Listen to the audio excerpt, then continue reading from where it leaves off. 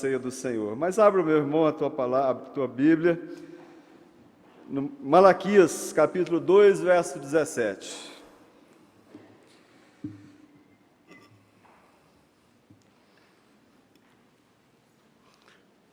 Posso deixar de trazer uma palavra, principalmente porque esse texto tem muito a ver com tudo que vimos nesse momento, a ordenação dos oficiais, também nessa homenagem, e essa homenagem também a todos os presbíteros, como coloquei na mensagem pastoral, todos esses irmãos que estão aqui conosco, muitos deles que participaram do conselho durante algum tempo, um mandato, 2, 3, e hoje estamos aqui reunidos. E a palavra então diz o seguinte: enfadais o Senhor com as vossas palavras, e ainda dizeis, em que enfadamos? Nisto que pensais. E eles pensavam o seguinte: qualquer que faz o mal passa por bom aos olhos do Senhor, e desses é que ele se agrada.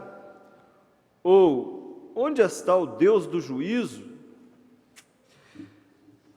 Enfadais o Senhor. Há uma paráfrase de Eugene Peterson que ele diz o seguinte: vocês cansam o Eterno com toda essa falação. E como nós o cansamos? Vocês perguntam, ao dizer, o Eterno ama tanto os pecadores quanto os pecados. O Eterno ama todos. E também por dizerem juízo, o Eterno é bom demais para julgar alguém. Meus irmãos, qual é o pensamento qual é o pensamento que o mundo tem de Deus hoje? Nesse texto aqui, meus irmãos, nós vemos um povo que qualificava Deus como uma pessoa totalmente frágil, fraca, sem atuação, um Deus sem critérios, um povo que olhava para o Senhor sem respeito, sem reverência. Isso porque, entre muitos motivos, um deles foram os sacerdotes, igual os irmãos já acompanharam mensagens anteriores, sacerdotes que não respeitavam mais a Deus, em vez de trazer uma oferta perfeita, traziam um animal defeituoso. Pessoas que já não reverenciavam a Deus como Ele merecia. A importância de homens que respeitem, que honram ao Senhor no meio da igreja, pessoas que se tornem paradigmas para que a igreja possa olhar para o Senhor também com o mesmo respeito, com a mesma reverência. Meus irmãos, nós vivemos num mundo hoje muito complicado, pessoas que falam de Deus assim, sem muito sentido.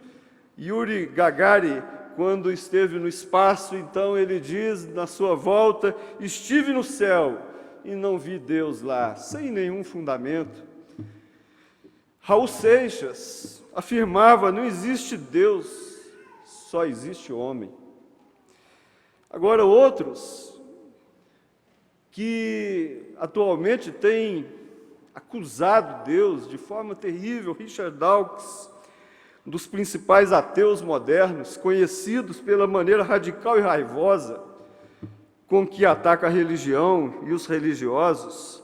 Alguns o chamam de o Rottweiler de Darwin, porque ele defende o evolucionismo, o naturalismo. E ele diz o seguinte: o Deus do Antigo Testamento talvez seja o personagem mais desagradável da ficção. Ciumento, com orgulho, controlador, mesquinho, injusto, intransigente, genocida, étnico, vingativo, sedento de sangue, perseguidor, homofóbico, racista. E ele vai falando inúmeros atributos ou adjetivos pejorativos em relação a Deus. José Saramago, também conhecido por todos, ele afirma de uma forma mais elegante: não sou um ateu total. Todos os dias tento encontrar um sinal de Deus, mas infelizmente não o encontro. Meus irmãos, então nós vivemos e os nossos filhos estão crescendo no meio dessa mentalidade, não é? Onde o descrédito a Deus tem aumentado cada vez mais. As estatísticas falam que nos últimos 50 anos o ateísmo, os ateus cresceram 1.300%. Tem países da Europa que 85% se declaram ateus. Isso porque, meus irmãos, há um descrédito da pessoa de Deus. Ali, naquele momento do texto que lemos, o povo, de maneira geral, estava tendo um conceito muito errado. Achavam que Deus não punia mais os ímpios, passando a vê-los de uma maneira, da mesma maneira que via os justos.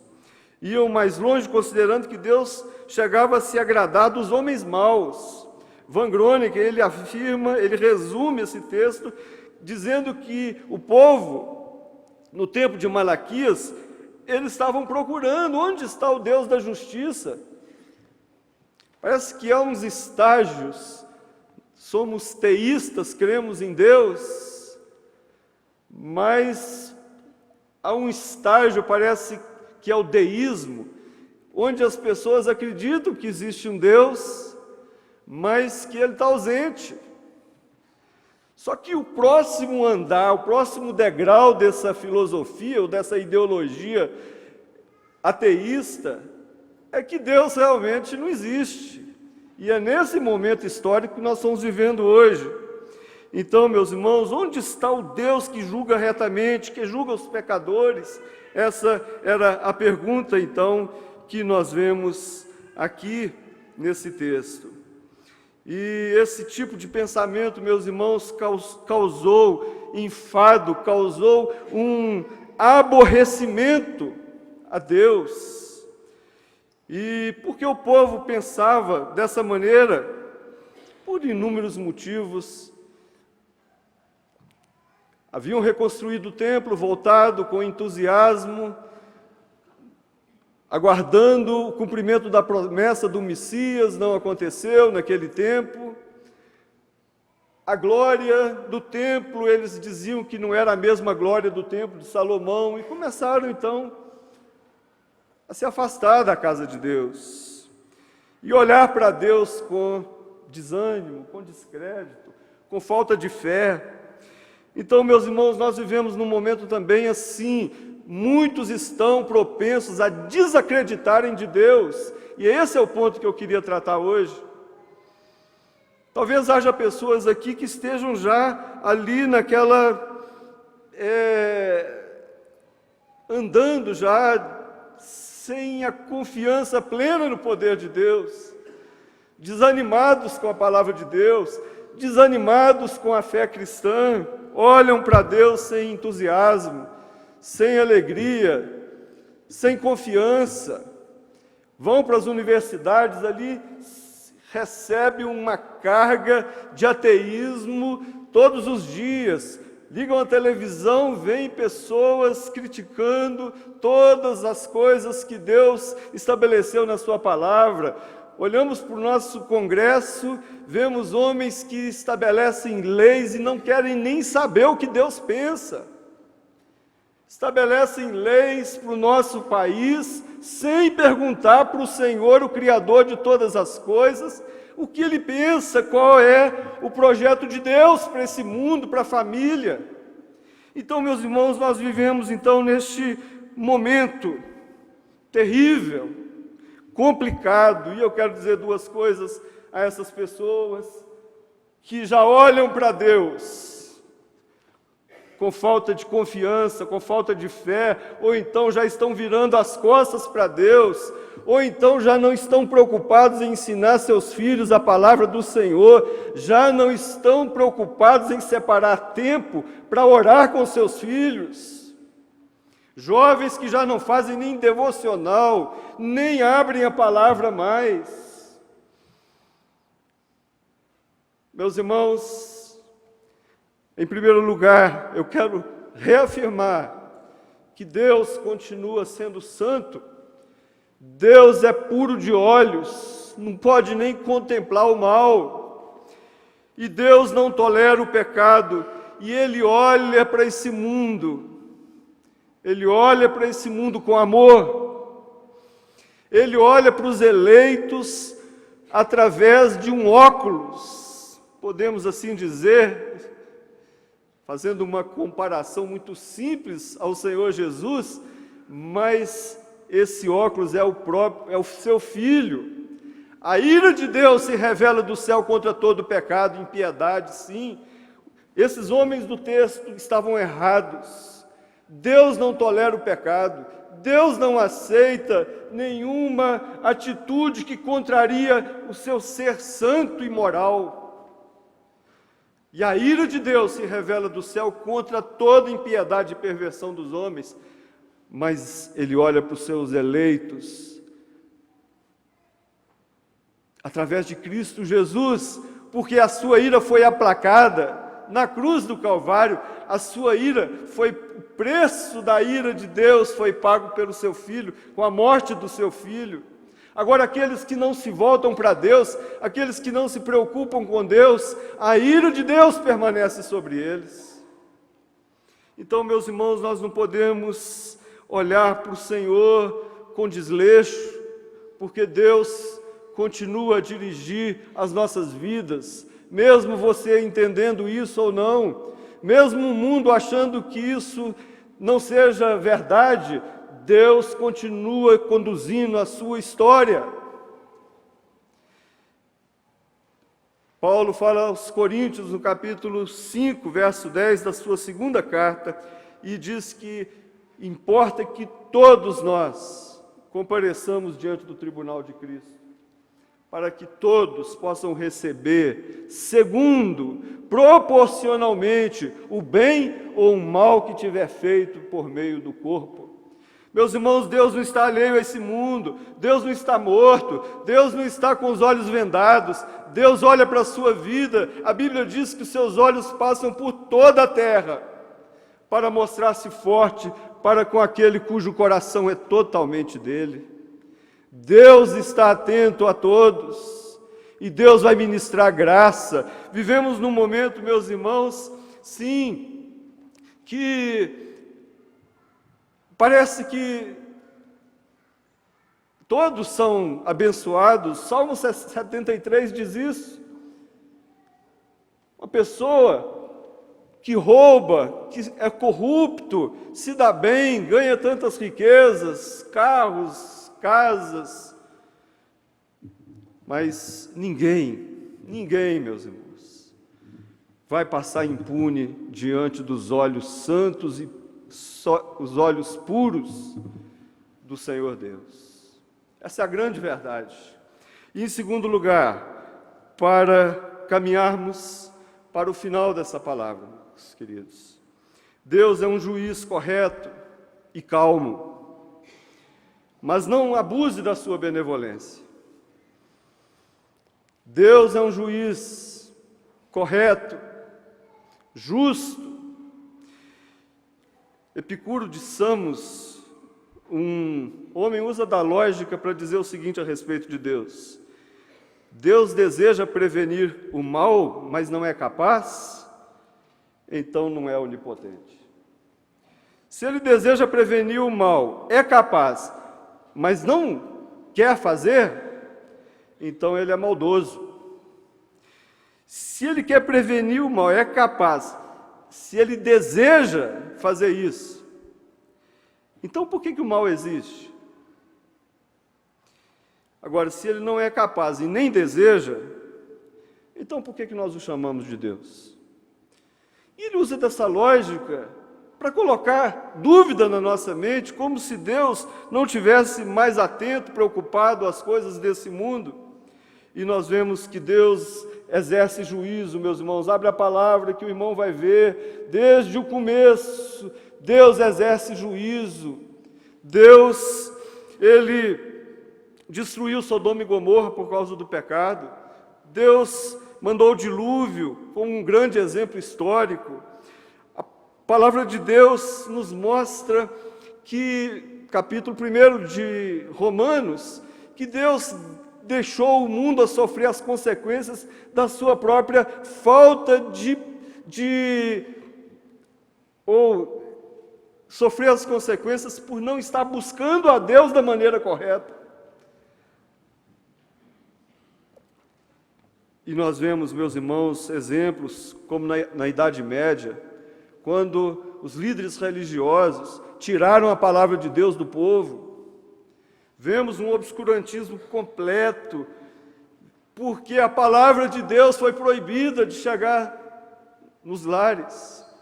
Vemos na Alemanha, por exemplo, na Europa, no século XIX, quando o maior movimento histórico contra a Bíblia, um movimento chamado Alta Crítica, quando um homem, Julius Wellhausen, ele começa a levantar dúvidas sobre a inerrância, sobre a veracidade da Bíblia, sobre os autores da Bíblia, sobre o texto sagrado. E nesse mesmo momento, meus irmãos, acontece uma das coisas mais devastadoras naquela região e que alcançou o mundo inteiro, que foi a liderança de Adolf Hitler. Deus, aqueles que não querem buscar o Senhor, que se afastam, que viram as costas para Deus, eles começam a sofrer as próprias consequências dos seus erros. E não posso deixar de citar, meus irmãos, um texto maravilhoso de uma mulher americana, filha de Billy Graham. Muitos conhecem esse texto, Anne Graham. Quando numa entrevista ela é perguntada como é que Deus teria permitido algo tão horroroso acontecer nos Estados Unidos, como foi no dia 11 de setembro. Aquela mulher então deu uma resposta extremamente profunda e sábia. Ela disse: eu creio que Deus ficou profundamente triste com o que aconteceu, tanto quanto nós. Por muitos anos nós temos dito que para Deus não interferir mais nas nossas escolhas, sair do nosso governo, sair das nossas vidas, sendo um cavalheiro como Deus é. Eu creio que Ele calmamente nos deixou. Como poderemos esperar que Deus nos dê a sua bênção e sua proteção se nós exigimos que Ele não se envolva mais conosco? À vista dos acontecimentos mais recentes, ataques de terroristas, tiroteio nas escolas, etc., eu creio que tudo começou desde que uma mulher, Madeleine Murray O'Hare, que foi assassinada e seu corpo encontrado recentemente, se queixou que era impróprio fazer oração nas escolas americanas, como se fazia tradicionalmente, e nós concordamos com isso. Depois disso, alguém disse que seria melhor também não ler mais a Bíblia nas escolas. Então, a Bíblia que nos ensina que não devemos matar, não devemos roubar, que nós devemos amar o nosso próximo como a nós mesmos. E todos concordaram com isso. Logo depois, um senhor, Benjamin Spock, disse que não deveríamos bater em nossos filhos quando eles se comportassem mal, porque suas personalidades em formação ficariam distorcidas e poderíamos prejudicar sua autoestima. Inclusive o filho do Dr. Spock, ele se suicidou, cometeu suicídio, e nós dissemos, um perito nesse assunto deve saber o que está falando, e todos concordaram com ele. Os administradores escolares então decidiram que nenhum professor em suas escolas deveriam tocar num aluno, discipliná-lo. E nós concordamos com tudo isso. Alguém sugeriu que deveríamos deixar que os nossos filhos fizessem aborto, se elas assim o quisessem, que nem precisariam contar aos seus pais. E nós aceitamos essa sugestão, sem ao menos questioná-la. Em seguida,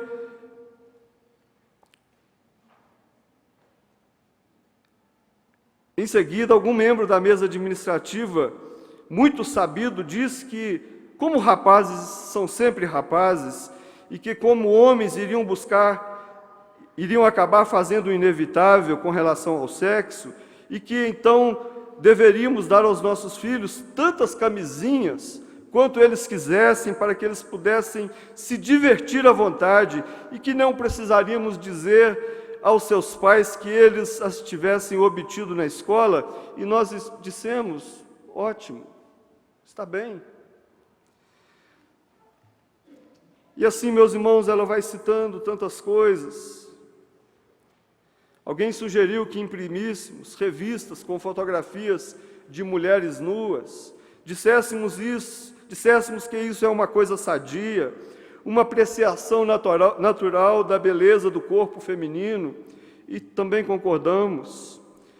E assim, a indústria do entretenimento também disse: vamos fazer shows, filmes que promovam profanação, violência, sexo ilícito, músicas que estimulem o estupro, sexo, drogas, assassinato, suicídio, temas satânicos.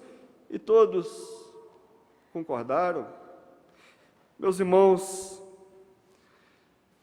e ela termina dizendo que uma criança escreveu um bilhetinho para Deus dizendo: Senhor, por que não salvaste aquelas crianças que morreram na escola? E a resposta dele seria: querida criança, não me deixam entrar mais nas escolas. Meus irmãos, qual a importância de Deus na sua vida? Qual a importância de Deus? De que maneira você olha para Deus? E qual a importância dele na sua casa, no seu trabalho, na educação dos seus filhos? Essas pessoas, no tempo de Malaquias, já não tinham reverência e respeito a Deus, não viam importância nele, olhavam para Deus como se ele não fosse importante.